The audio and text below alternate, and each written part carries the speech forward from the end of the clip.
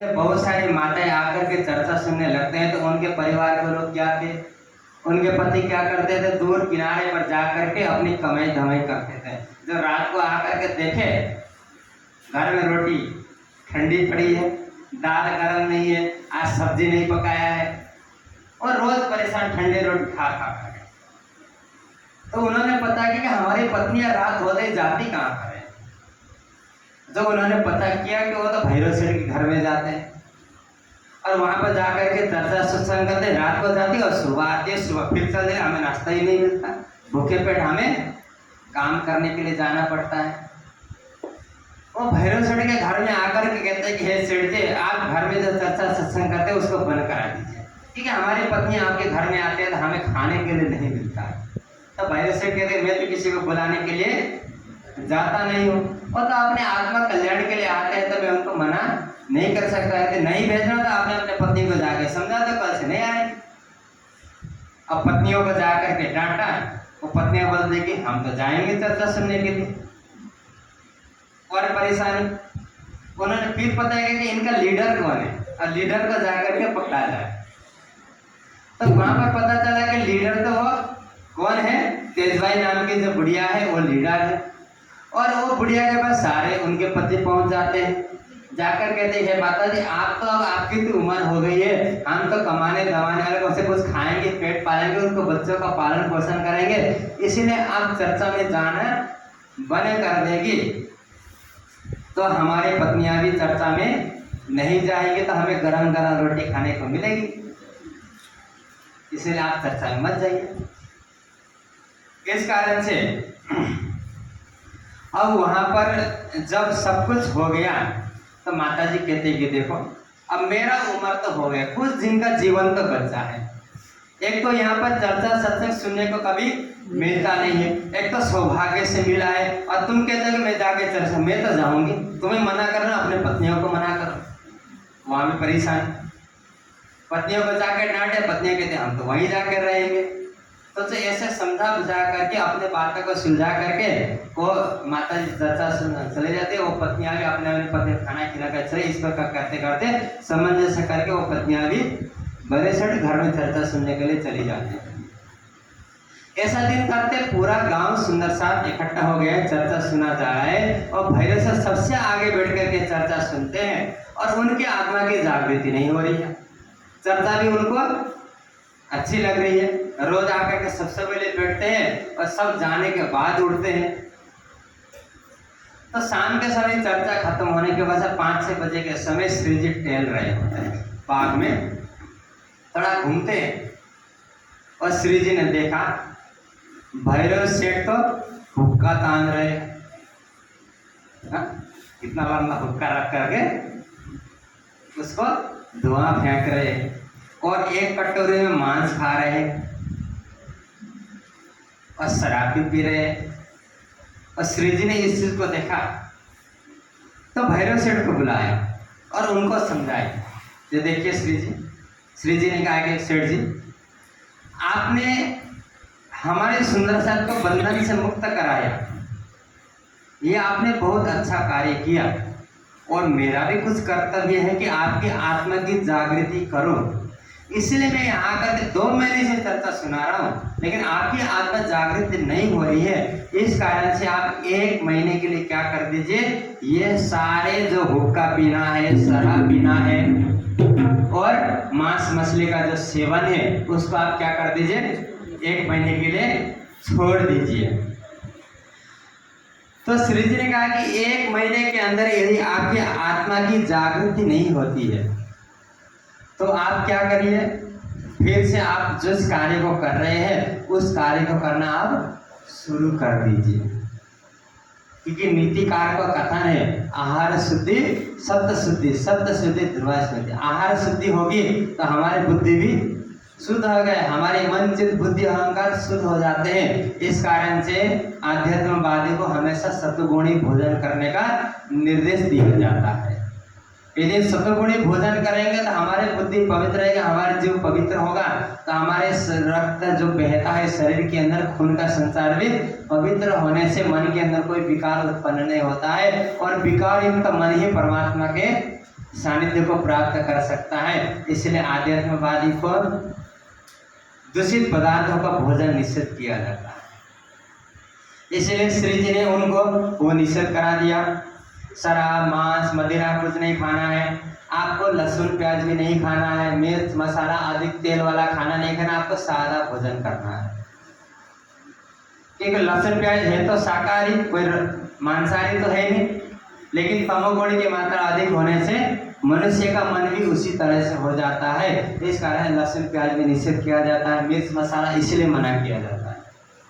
इसीलिए अब वहां पर सब कुछ मना कर दिया तो भैरव सेठ ने अपनी पत्नी को बुलाया, बोल दिया कि आज से मेरा खाना पीना सब बंद, केवल सादा भोजन ग्रहण करूंगा, अब मैं कुछ नहीं खाऊंगा और मैं 1 महीने के लिए ये चीज परहेज करूंगा। आज से मांस, मदिरा कुछ नहीं खाना है, आज से मैं केवल सिंपल सादा खिचड़ी बना के खाऊंगा।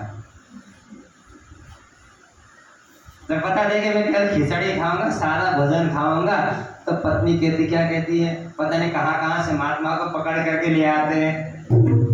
हाँ, जिनका जीवन तो मांस शराब के बिना चलता नहीं, बोलते कि 1 महीने निकलने का, हमारा पति तो मर जाएगा।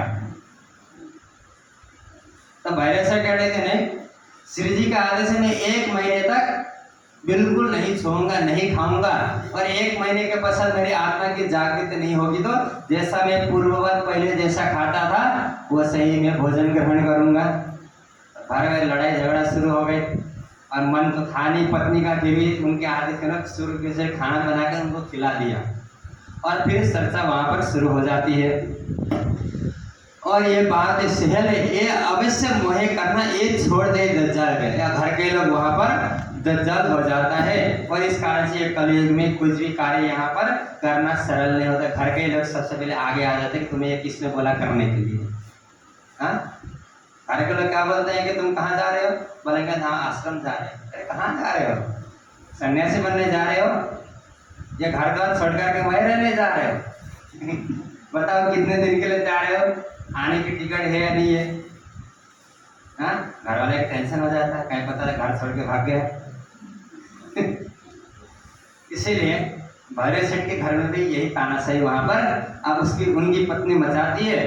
तो भैरव सेठ कहते कि नहीं, मैंने तो 1 महीने के लिए उस भोजन को त्याग रखा है।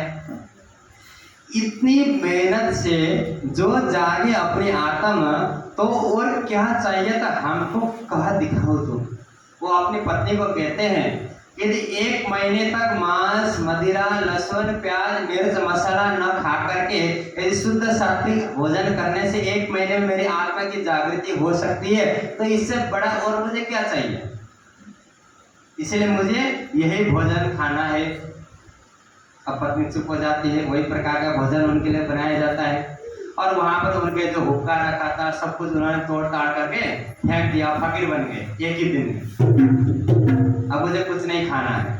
अब वहां पर क्या होता है, उनका भोजन की व्यवस्था अलग की जाती है और इस प्रकार से वहां पर अब सब प्रकार से होने के पश्चात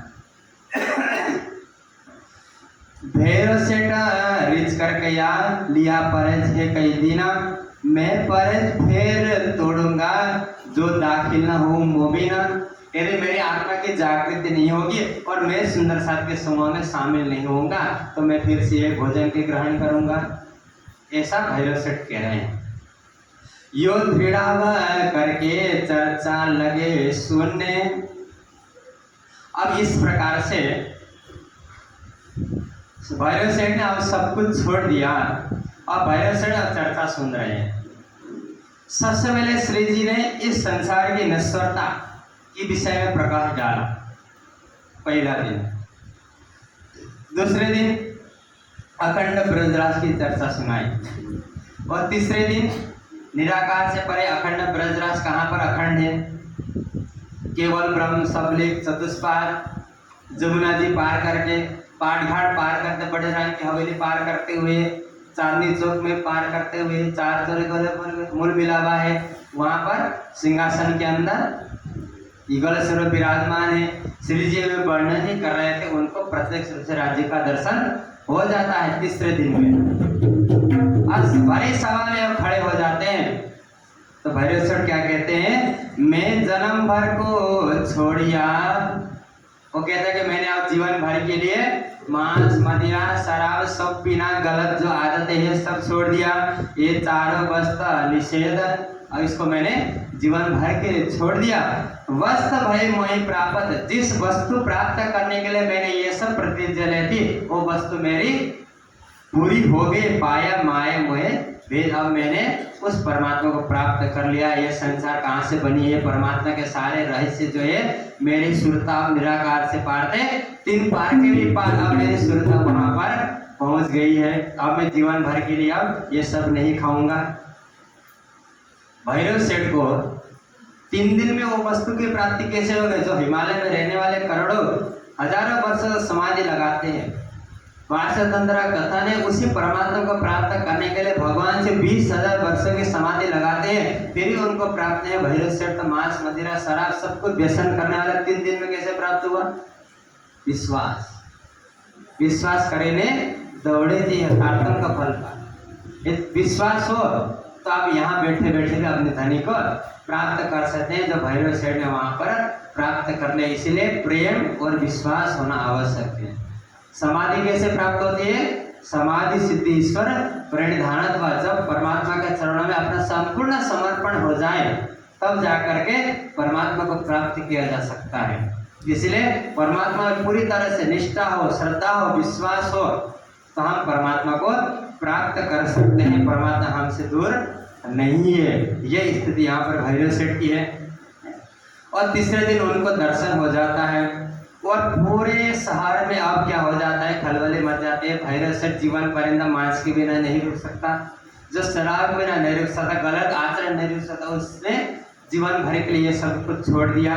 ये सुन करके दूर दूर से भी लोग श्री जी के दर्शन करने के लिए वहां पर आते हैं। अब ब्रह्मज्ञान का प्रकाश अब चारों ओर फैलने लगता है।